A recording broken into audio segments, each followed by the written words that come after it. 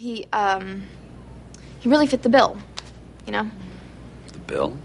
White collar, college grad. Loves dogs, likes funny movies. 6'1", brown hair, kind eyes.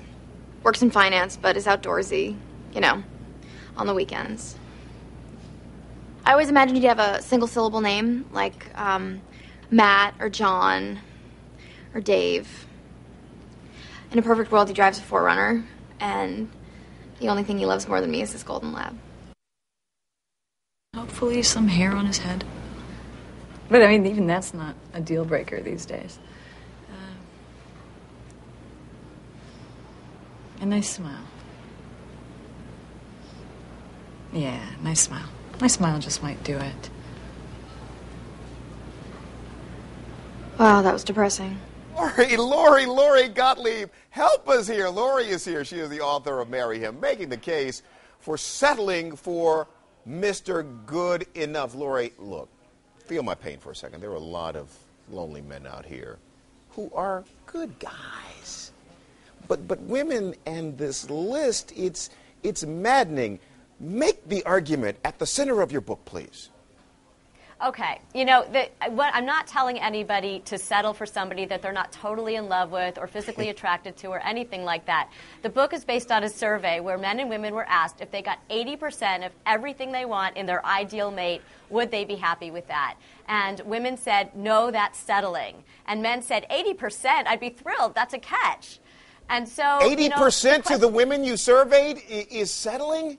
That's settling because, you know, the question is, what actually makes us happy in long-term romantic love? And, you know, that's the question that I explore in the book. And I'm a journalist, so I went out and I asked neurobiologists about chemistry, and I asked behavioral economists about demographics, and I asked marital researchers and divorce lawyers. What did they say? And, you know, the thing is, we're too picky about the things that don't matter at all for long-term romantic happiness, but we're not picky enough about the things that actually do matter. Okay, so break that out for me. What are women? You know, it's pretty simple. It's pretty simple with men. Come on. What are women too picky about here?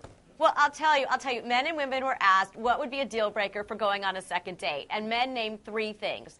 They said she has to be cute enough. She doesn't have to look like Angelina Jolie. She just has to be cute enough. She has to be warm and kind. And she has to be interesting to talk to. Those seem like really valid criteria. Ding, ding, ding, ding, ding. Pretty simple. Right.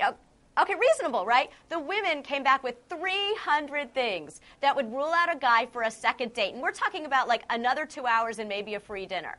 And they wouldn't do it. And there were things like he wore a brown belt with black shoes. Or we were having a really good time and I thought he was cute and he was interesting. But then he did this Austin Powers impression. And I just can't get that out of my mind and I can't go out with him again. Okay, here you go. And, can I make your other point, and then I've got another quick one for you before I lose time. I was just going to say, Austin Powers guy could be the love of her life. If he does these impressions on the second date, okay, don't go on a third. But maybe he was just nervous. The guys who are bad first daters might be great life partners. You don't know.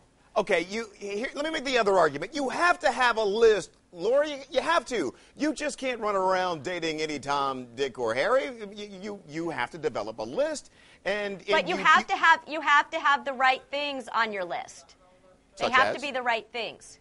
The character things, is he kind?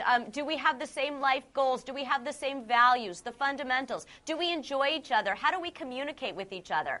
Somebody said to me, this woman that I was really interested in wouldn't go out with me because I didn't read the same books that she did. But she's madly in love with this guy who reads the same books, but he doesn't call her when he says he will. All right, here we go. Very quickly, we asked folks to send in some thoughts at our blog. Kim writes, I have found my Mr. Close Enough. I realized that I wasn't going to find a perfect man, so consider whether my mate's positives outweighed, I'm trying to go as fast as I can, outweighed his negatives, which they do. Julia says, kind, caring, and crazy in love with me. I think that is not too much to ask. And Jackie, hey, Tony, I'm 55 years old, and I live on the coast in Washington State. Our area is quite depressed, so it is hard to find a guy that matches my qualifications. I am looking for a guy who has teeth, a car, and a job. Lori, got to go. Thanks for your time. Happy Valentine's Day. Thank you so much.